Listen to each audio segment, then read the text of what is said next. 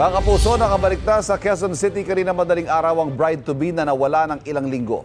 Sinundo si Shera De Juan kahapon ng kanyang kapatid at fiancé sa Sison, Pangasinan kung saan siya natuntun. Sa kahilingan ng pulisya, hindi na namin ipapakita ang kanyang mukha. Hindi pa malinaw kung paano napadpad sa Pangasinan si De Juan. Pero ang kwento raw ni De Juan, nagkamalay na lang siya sa isang kalsada at naglakad hanggang makarating sa bayan ng Sison. Kahapon may nakita raw siyang matandang lalaki na kahawig ng kanyang ama. Doon na siya humingi ng tulong at tinawagan ng kanyang cellphone na hawak ng kanyang fiancé. Tumanggi muna magpaunlak ng panayam ang mga magulang ni De Juan. Para sa karagdagang detalye kaugnay sa pagkawala ni De Juan, makakapanayam natin mamaya ang QCPD Live.